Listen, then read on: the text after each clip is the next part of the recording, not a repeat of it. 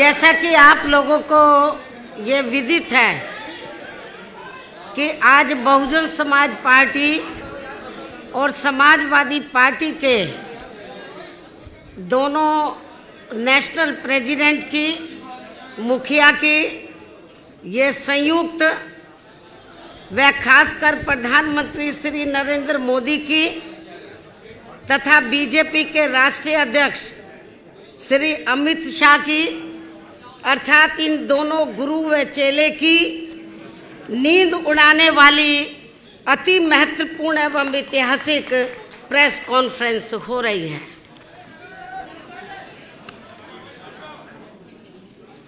हालांकि इसकी वास्तव में पृष्ठभूमि ये है कि हमारी पार्टी बीएसपी ने परम पूज्य बाबा साहब डॉक्टर भीमराव अंबेडकर के देहांत के बाद उनके अधूरे पड़े कारवां को न केवल गति प्रदान की है बल्कि काफ़ी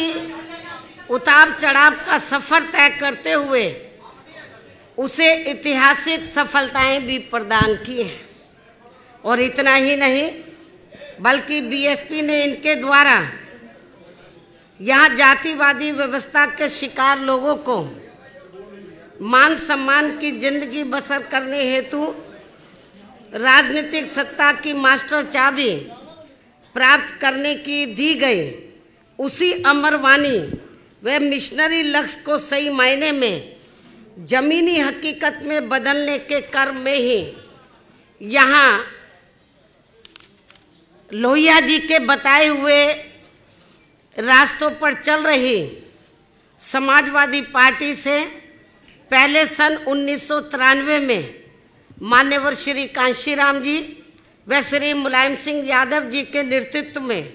उत्तर प्रदेश में विधानसभा के हुए आम चुनाव में चुनावी गठबंधन करके ये चुनाव लड़ा गया था। और फिर उसके परिणाम स्वरूप ही उत्तर प्रदेश जैसे देश के सबसे बड़े व महत्वपूर्ण राज्य में हवा का रुख पूरी तरह से बदलते हुए तथा बीजेपी जैसी घोर जातिवादी व सांप्रदायिक पार्टी को पछाड़ते हुए तब यहाँ सरकार भी बनाई गई थी। हालांकि ये गठबंधन कुछ गंभीर कारणों की वजह से ज़्यादा लंबे समय तक नहीं चल सका था, लेकिन अब देश व जनहित को उन कारणों में से खासकर 2 जून 1995 के घटित हुए लखनऊ गेस्ट हाउस कांड से भी ऊपर रखते हुए,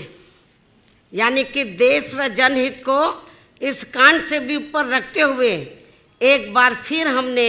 यहाँ देश में लगभग उसी प्रकार की दूषित राजनीतिक व सांप्रदायिकता के माहौल के मद्देनजर रखते हुए आपस में चुनावी समझौता करने का फैसला लिया है। और ये भी सर्वविदित है कि जैसे उस समय सन 1990 के आसपास बीजेपी की घोर जातिवादी, संकीर्ण, सांप्रदायिक व अयोध्या मामले को लेकर धार्मिक उन्माद एवं हिंसा आदि के जहरीले माहौल के काले साए के कारण आम जनजीवन जिस प्रकार से प्रभावित था,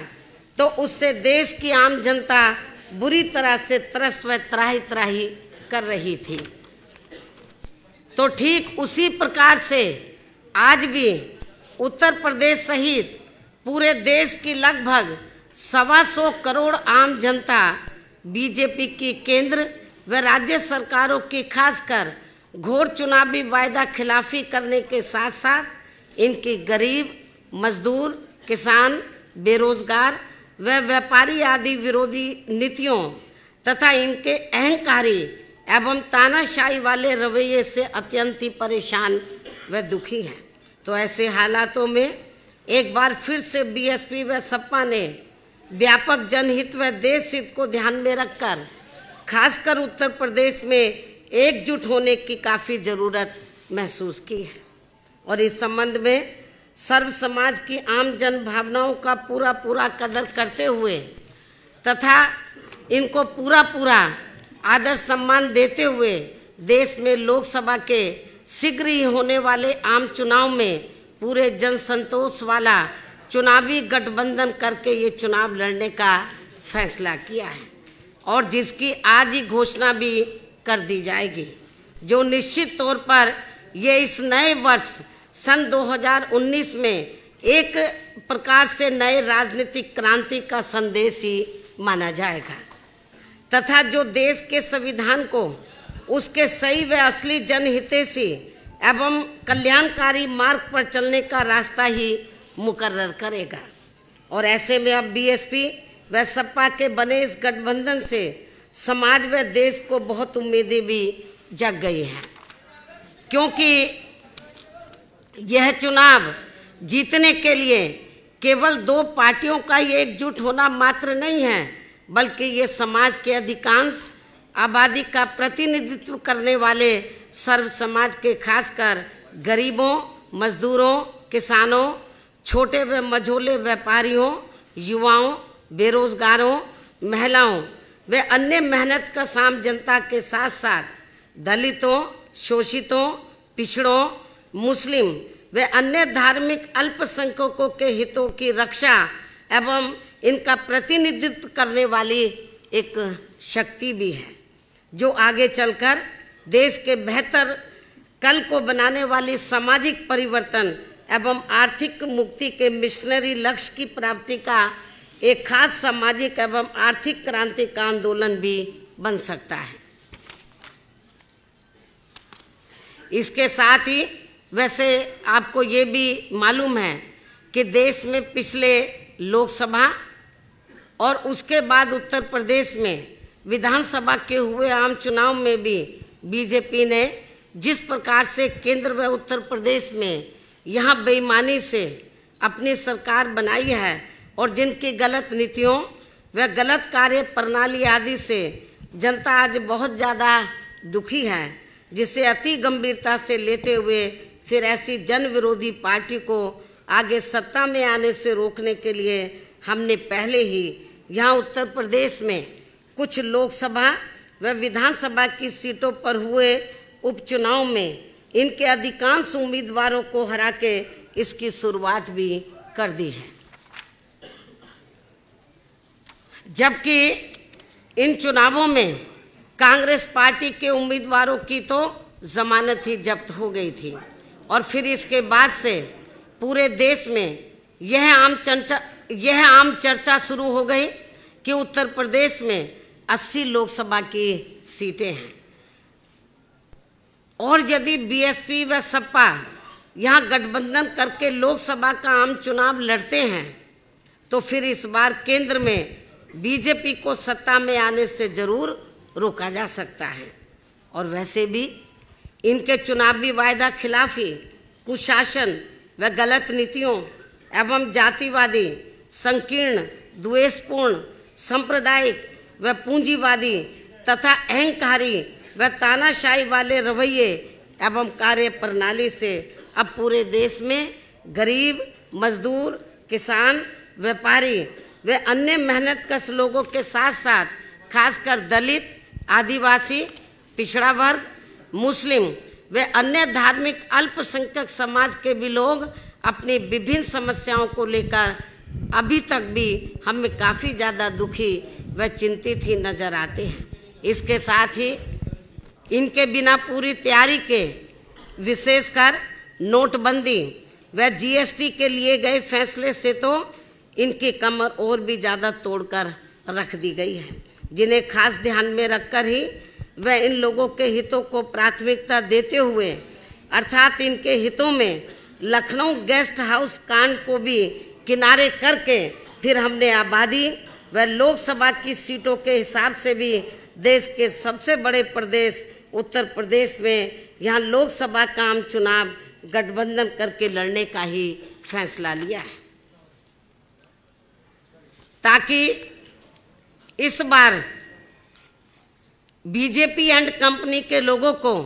किसी भी कीमत पर केंद्र की सत्ता में आने से या विशेषकर उत्तर प्रदेश से ही रोका जा सके। और वैसे भी हमें ये पूरा भरोसा है कि जिस प्रकार से हमने अर्थात बीएसपी व सपा ने मिलकर अभी तक यहाँ लोकसभा व विधानसभा के हुए सभी उपचुनावों में बीजेपी के अधिकांश उम्मीदवारों को बुरी तरह से हराया है, तो फिर ये बीएसपी व सपा का बना गठबंधन देश में जल्दी ही होने वाले लोकसभा आम चुनाव में भी खासकर यहाँ उत्तर प्रदेश से बीजेपी के उम्मीदवारों को अब किसी भी कीमत पर कामयाब नहीं होने देगा, जिसकी हमें पूरी उम्मीद भी है। लेकिन अब यहाँ आप लोग हमसे ये भी जरूर जानना चाहेंगे कि हमने इस बने गठबंधन में कांग्रेस पार्टी को शामिल क्यों नहीं किया है। मैं जरूरी बातें आप लोगों के सामने रखना चाहूँगी ताकि आपको सवाल पूछने के लिए कोई तकलीफ ना उठानी पड़े। लेकिन अब यह आप लोग हमसे ये भी जरूर जानना चाहेंगे कि हमने इस बने गठबंधन में कांग्रेस पार्टी को शामिल क्यों नहीं किया है, जबकि इस संबंध में आप लोगों को भी ये मालूम है कि आज़ादी के बाद काफ़ी लंबी अवधि तक केंद्र व उत्तर प्रदेश सहित देश के अधिकांश राज्यों में भी ज़्यादातर यहाँ कांग्रेस पार्टी ने ही एक सत्र राज किया है, जिसमें विशेषकर कमज़ोर वर्गों के साथ साथ गरीब, मजदूर, किसान, व्यापारी एवं अन्य विभिन्न क्षेत्रों में लगे मेहनतकश लोग आदि ये सभी काफ़ी ज़्यादा परेशान रहे हैं। और इनके शासनकाल में देश में गरीबी, बेरोजगारी व भ्रष्टाचार आदि भी काफ़ी ज़्यादा बढ़ा है, जिसकी वजह से ही फिर यहाँ बीएसपी व सपा सहित अनेकों और भी राजनीतिक पार्टियों का गठन हुआ, ताकि इन लोगों को इस पार्टी के कुशासन व मनमानी वाले राज से कुछ हद तक मुक्ति मिल सके। ऐसी स्थिति में केंद्र व राज्यों में चाहे सत्ता यहाँ कांग्रेस पार्टी या बीजेपी एंड कंपनी के लोगों के हाथों में आए तो भी बात एक ही है, अर्थात इन सब की नीतियाँ, सोच व कार्यशैली आदि अभी तक भी हमें लगभग एक जैसी अधिकांश नजर आती है। जैसे देश में रक्षा सौदों की खरीद फरोख्त के मामलों में इन दोनों ही पार्टियों की सरकारों में जबरदस्त घोटाले हुए हैं, ये बात भी किसी से छिपी हुई नहीं है, जिसकी खास वजह से ही पहले कांग्रेस पार्टी को बोफोर्स मामले में अपनी केंद्र की सरकार गंवानी पड़ी थी। और अब देश में जल्दी ही लोकसभा के होने वाले आम चुनाव में बीजेपी को भी खासकर राफेल मामले में हुए घोटाले को लेकर अपनी केंद्र की सरकार जरूर गंवानी पड़ेगी, ऐसी देश में काफ़ी आम चर्चा भी है। इसी प्रकार वर्तमान केंद्र की भाजपा सरकार का राज विशेषकर अपने विरोधियों को कमज़ोर करने के लिए उनके उत्पीड़न करने के मामले में हमें पूर्व में कांग्रेस पार्टी के रहे राज में सन 1975 में लगी इमरजेंसी से भी अब कोई कम नज़र नहीं आता है। अर्थात फर्क केवल इतना ही है कि इस मामले में कांग्रेस पार्टी के राज में उस समय घोषित इमरजेंसी थी और अब बीजेपी के राज में अघोषित इमरजेंसी लगी हुई है, जिसके असंख्य उदाहरण आप लोगों के सामने हैं। और इसके लिए अब ये लोग अपनी सरकारी मशीनरी का जबरदस्त दुरुपयोग करके वे जनता में अपने प्रभावशाली विरोधियों से घबराकर उनके विरुद्ध जबरदस्ती के काफ़ी वर्षों पुराने गड़े मुर्दे उखाड़ने में लगे हैं, जिससे अब इनको देश में शीघ्र ही लोकसभा के होने वाले आम चुनाव में सन 1977 की तरह ही काफ़ी भारी नुकसान भी होने वाला है। इसके साथ ही गठबंधन को लेकर कांग्रेस पार्टी के बारे में यह बात भी सर्वविदित है कि बीएसपी व सपा को कांग्रेस पार्टी के साथ चुनावी गठबंधन करने से कोई खास लाभ मिलने वाला नहीं है, क्योंकि इस मामले में हमारा अभी तक का अनुभव ये रहा है कि इनके साथ गठबंधन करके चुनाव लड़ने से हमें छोड़ी गई सीटों पर इस पार्टी का अपना अधिकांश वोट ट्रांसफ़र नहीं होता है और वह ज़्यादातर बीजेपी व अन्य जातिवादी पार्टियों को ही चला जाता है, या फिर जानबूझकर एक सोची समझी रणनीति के तहत उसे अंदर ट्रांसफ़र भी कर दिया जाता है। जबकि हमारी पार्टी से जुड़ा पूरा का पूरा वोट एक तरफा हमारे साथ गठबंधन की गई किसी भी पार्टी को पूरी ईमानदारी से ट्रांसफर हो जाता है, जिससे कांग्रेस पार्टी जैसी पार्टियों को तो हमसे पूरा लाभ मिल जाता है, लेकिन हमारी जैसी ईमानदार पार्टियों को इसका कोई खास लाभ इनसे कोई खास लाभ नहीं मिल पाता है, और इससे फिर हमारी पार्टी का वोट प्रतिशत और कम हो जाता है, जिसका कड़वा अनुभव हमने यहाँ उत्तर प्रदेश में ही सन 1996 में विधानसभा के हुए आम चुनाव में कांग्रेस पार्टी के साथ गठबंधन करके किया भी है। और शायद लगभग यही कड़वा अनुभव यहाँ पिछले विधानसभा के हुए आम चुनाव में समाजवादी पार्टी ने भी कांग्रेस पार्टी के साथ गठबंधन करके किया है। ऐसी स्थिति में फिर हमने अपनी पार्टी व मूवमेंट के हित में देश में जल्दी ही लोकसभा के होने वाले आम चुनाव में खासकर यहाँ उत्तर प्रदेश में बीएसपी व सपा के बने गठबंधन में कांग्रेस पार्टी को शामिल नहीं किया है। हालांकि अब हमारी पार्टी ने पूरे देश में ये फैसला लिया है कि हमारी पार्टी अब आगे कांग्रेस पार्टी की तरह ऐसी अन्य और किसी भी पार्टी के साथ गठबंधन करके कोई चुनाव नहीं लड़ेगी, जिससे हमारी पार्टी को खुद ही राजनीतिक नुकसान पहुंच जाए, यानी कि उसका वोट हमें ट्रांसफर ना हो सके। लेकिन इस मामले में अभी तक अच्छी बात ये रही है कि उत्तर प्रदेश में बीएसपी व सपा का पूर्व में विधानसभा आम चुनाव के लिए हुआ गठबंधन का पिछला रहा अनुभव दोनों ही पार्टियों के लिए काफ़ी कारगर साबित हुआ है। अर्थात दोनों ही पार्टियों का वोट एक दूसरे के उम्मीदवारों को पूरी ईमानदारी से ट्रांसफ़र हुआ है, जिसकी वजह से अब हमें यहाँ लोकसभा के होने वाले आम चुनाव में बीएसपी व सपा का गठबंधन करके ये चुनाव लड़ने में कोई भी परहेज नहीं है। और अब हमें पूरा भरोसा है कि यहाँ बीएसपी व सपा का बना ये गठबंधन इस बार केंद्र में बीजेपी को किसी भी कीमत पर सत्ता में आसीन नहीं होने देगा, और इनको इस बार हर हालत में यहाँ उत्तर प्रदेश से ही रोक देगा, बशर्ते यदि इस पार्टी ने पूर्व की तरह यहाँ वोटिंग मशीनों में कोई गड़बड़ी नहीं की, तथा ना ही इन्होंने खासकर राम मंदिर निर्माण के नाम पर यहाँ की जनता की धार्मिक भावनाओं के साथ कोई खिलवाड़ आदि किया। इन्हीं जरूरी बातों के साथ ही अब मैं उत्तर प्रदेश में बीएसपी व सपा के बने इस गठबंधन के संदर्भ में ये कहना चाहूँगी कि उत्तर प्रदेश में इन दोनों पार्टियों का यहाँ लोकसभा चुनाव में एक साथ मिलकर चुनाव लड़ने का हमारा ये गठबंधन फाइनल हो चुका है,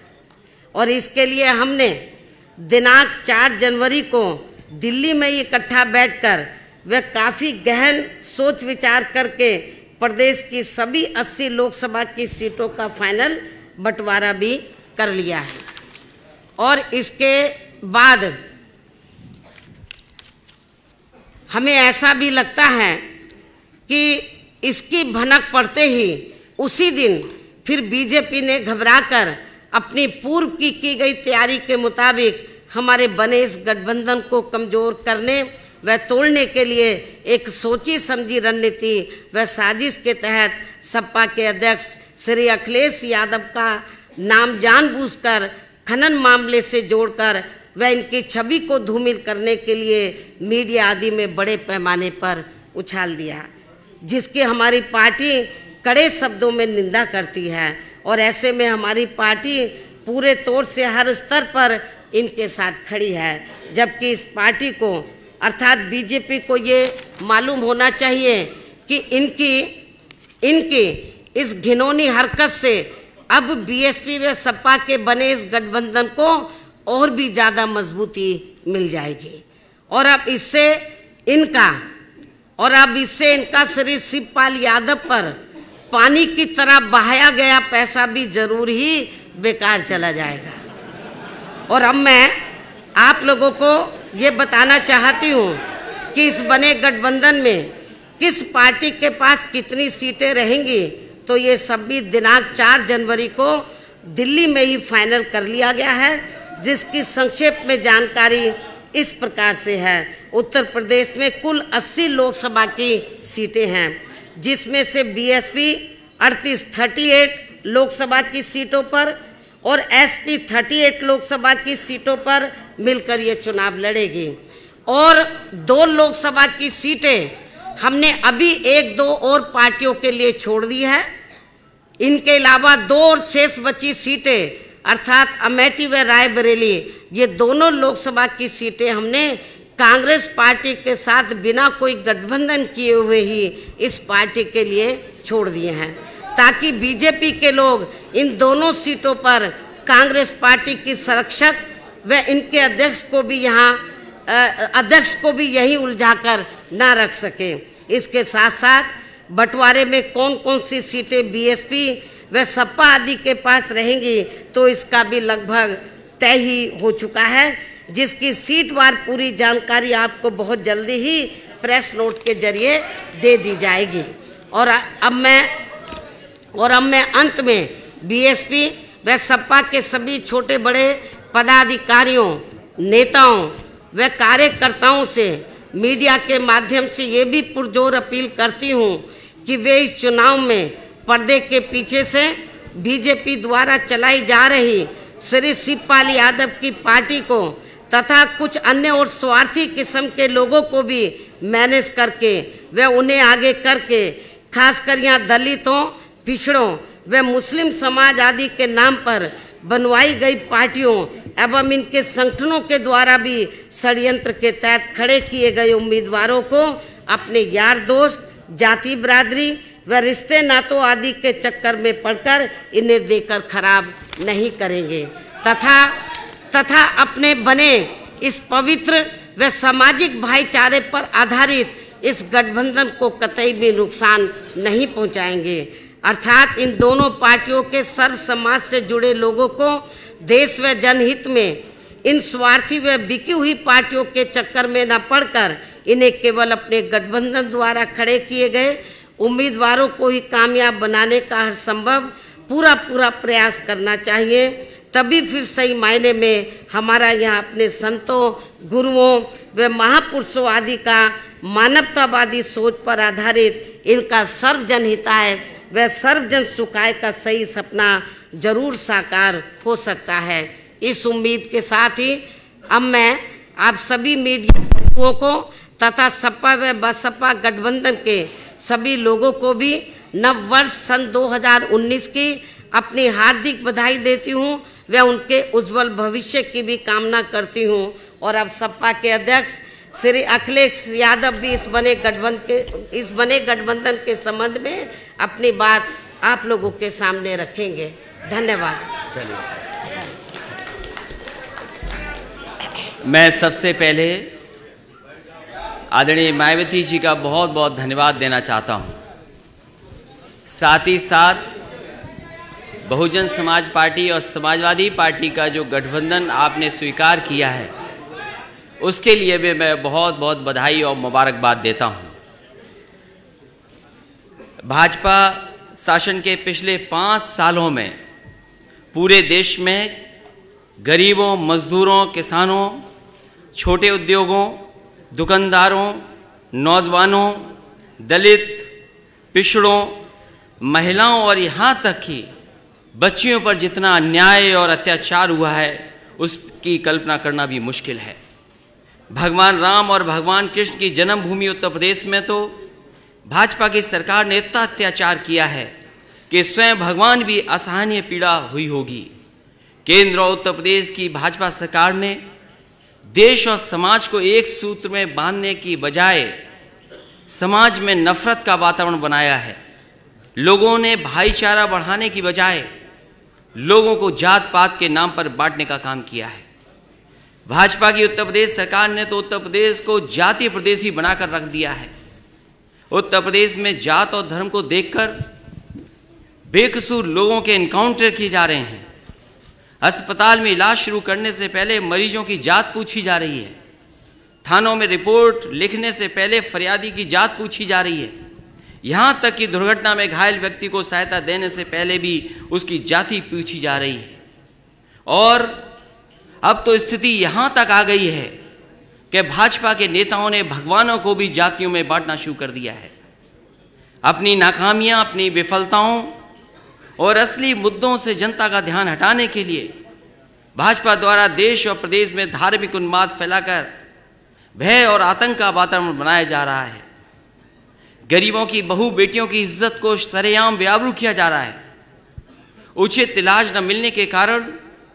गरीबों के हजारों बच्चे रोजाना सरकारी अस्पतालों में मारे जा रहे हैं। खाना न मिलने का कारण करोड़ों लोग रात को भूखा सोने पर मजबूर हैं। पूरे देश में अराजकता का वातावरण है। अन्याय और अत्याचार के कारण शरीफ लोगों का जीना मुश्किल हो रहा है। केंद्र सरकार की गलत नीतियों के कारण गरीब किसान हर रोज आत्महत्या कर रहे हैं। देश के नौजवान भाजपा के झूठे वादों से आहत और निराश होकर के बेरोजगारी के कारण आत्महत्या कर रहे हैं। देश और समाज के इन सुलगते मुद्दों से बेखबर भाजपा सरकार बड़े बड़े उद्योगपतियों को खुश करने के लिए उनके बड़े बड़े लोन माफ कर रही है। इतना ही नहीं, हीरे के उद्योगपतियों की सुविधा के लिए अहमदाबाद से मुंबई के बीच बुलेट ट्रेन को जल्द से जल्द चालू करने के प्रयास किए जा रहे हैं। मेरी आवाज अगर भाजपा के नेताओं तक पहुंच रही हो तो वो सुन लें। धर्म की आड़ में देश और समाज में नफरत का जहर घोलने वाली भाजपा की कूटनीति का विनाश करने के लिए और भाजपा के अत्याचारों से आम जनता को मुक्ति दिलाने के लिए समाजवादी पार्टी और बहुजन समाज पार्टी ने एकजुट होने का निर्णय लिया है। आगामी लोकसभा चुनाव में उत्तर प्रदेश की सीटों पर समाजवादी पार्टी और बहुजन समाज पार्टी मिलकर के उत्तर प्रदेश से भाजपा का सफाया करेंगे। भाजपा और भाजपा के नेता ये बात भी अच्छी तरह से समझ लें कि बहुजन समाज पार्टी और समाजवादी पार्टी का केवल चुनावी गठबंधन नहीं है, बल्कि भाजपा द्वारा किए जा रहे अन्याय और अत्याचार का अंत भी है। अब बहुजन समाज पार्टी, समाजवादी पार्टी और दोनों पार्टी के कार्यकर्ता मिलकर के भाजपा के अत्याचारों का डटकर मुकाबला करेंगे। मेरे अंतर्मन में बहुजन समाज पार्टी और समाजवादी पार्टी के गठबंधन की नींव उसी दिन से बैठ गई थी जिस दिन से सत्ता के नशे में चूर भाजपा के नेताओं ने आदरणीय मायावती जी पर अशोभनीय टिप्पणियों करने का सिलसिला शुरू किया था और भाजपा ने अपने उन संस्कारहीन नेताओं को दंडित करने की बजाय उन्हें बड़े बड़े मंत्रालय देकर उनके हौसले बढ़ाए थे। अपने मन में मैं बहुजन समाज पार्टी और समाजवादी पार्टी के गठबंधन पर उस दिन अंतिम मोहर लगा दी थी जिस दिन राज्यसभा के लिए बहुजन समाज पार्टी और समाजवादी पार्टी के संयुक्त उम्मीदवार श्री भीमराव अंबेडकर जी को छल, कपट, धोखे और विश्वासघात से हराकर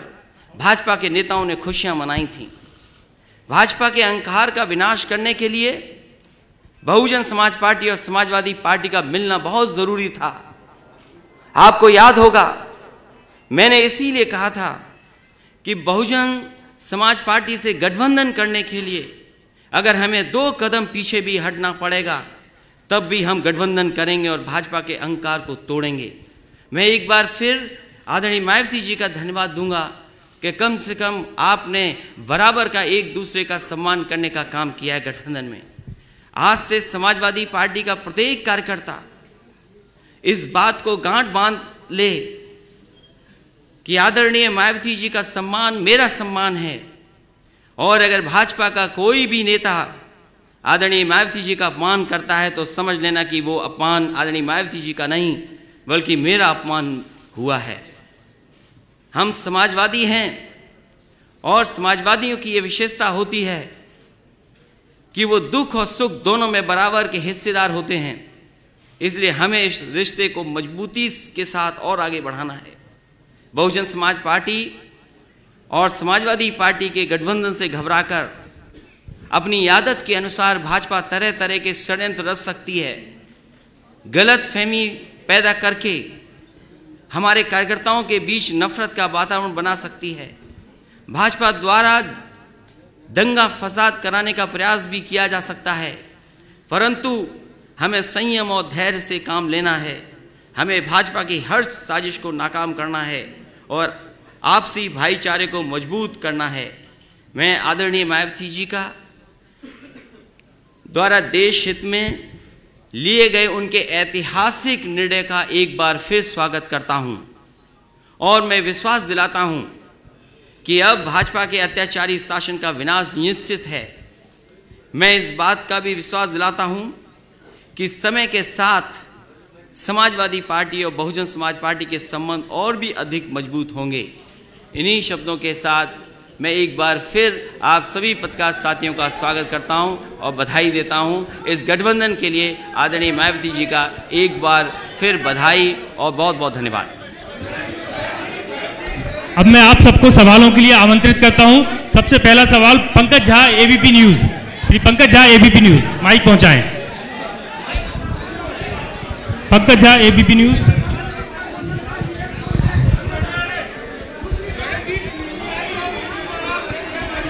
माइक पहुंचाएं।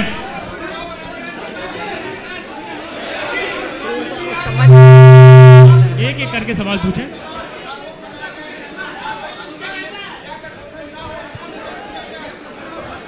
क्या बोले कुछ माइक देना पड़ेगा। माइक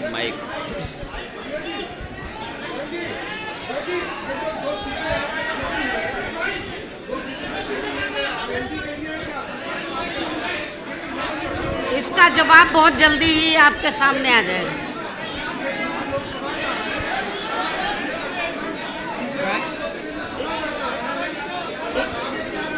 बहन जी,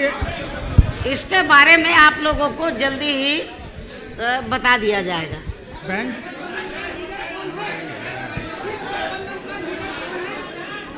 बहन जी आपसे सवाल है। आपको इस गठबंधन के दोनों नेता नजर नहीं आ रहे? बैठे तो हैं। बहन जी ये सवाल आपसे है। आपको नजर नहीं आ रहा है? बहन जी एक बात बताइए कि जो लोकसभा चुनाव में, अभी तो चुनाव हुआ नहीं है। जब चुनाव हो जाएगा, रिजल्ट आ जाएगा, इसका जवाब दे दिया जाएगा। बहन जी आपसे सवाल है। बहन जी आप पूछिए। आप प्लीज, आपसे रिक्वेस्ट, आप पूछिए ना। लोकसभा चुनाव में गठबंधन हो गया, आप क्या लोकसभा चुनाव लड़ेंगी और किस सीट से लड़ेंगी? आप चुनाव लड़ेंगी तो किस सीट से लड़ेंगी? आप पूछिए, इधर माइक दे दीजिए। इसके बारे में भी आप लोगों को जानकारी मिल जाएगी समय आने पर। अगर कोई प्रश्न और नहीं है तो फिर हम लोग रिक्वेस्ट करेंगे कि मायावती जी प्रेस कॉन्फ्रेंस को। मैं प्रांशु नेटवर्क 18 से प्रांशु मिश्रा। भूपेन जी अगला सवाल आप पूछेंगे। भूपेन चौबे, CNN। ये एक नेशनल अलायंस है आप लोगों का, क्या ये 19 के आगे भी चलेगा? इसकी लॉन्ग टर्म चलेगा क्या? और दूसरा ये कि क्या आप प्राइम मिनिस्टर का फेस है? ये सपा और बसपा का जो गठबंधन है तो ये स्थायी है, लंबा चलेगा, आगे भी चलेगा। और लोकसभा आम चुनाव के बाद उत्तर प्रदेश में जब विधानसभा के आम चुनाव होंगे उसमें भी चलेगा, लंबा चलेगा, आगे चलेगा, स्थायी चलेगा। आपको परेशान होने की जरूरत है। नेताजी अखिलेश जी, ये जो आपका व्यू है, अखिलेश जी इधर कांग्रेस पार्टी, इधर कांग्रेस पार्टी, क्या आपका जो बहन जी ने कहा कि कांग्रेस पार्टी और भारतीय जनता पार्टी दोनों भ्रष्ट है,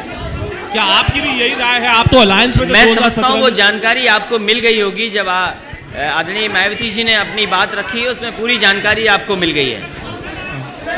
बहन जी आपसे सवाल है। बहन जी इधर आपसे सवाल है कि जिस तरह खनन घोटाले में लेकर अखिलेश यादव का नाम उछाला गया, आपके व आपके परिवार के खिलाफ भी CBI, ED इस तरह की धमकियां दी गई, तो क्या दबाव बनाया गया कि गठबंधन ना हो पाए भारतीय जनता पार्टी द्वारा? बात के बारे में हमने एक बार नहीं अनेकों बार ये कहा है कि जब से केंद्र में बीजेपी पावर में आई है तो उन्होंने अपनी विरोधी पार्टियों के खिलाफ सरकारी मशीनरी का दुरुपयोग किया है, बड़े पैमाने पर दुरुपयोग किया है और इसकी सजा इनको अब जरूर मिलेगी। ये उत्तर प्रदेश का 80 लोकसभाओं का गठबंधन की बातचीत क्या कार्यक्रम था? हेलो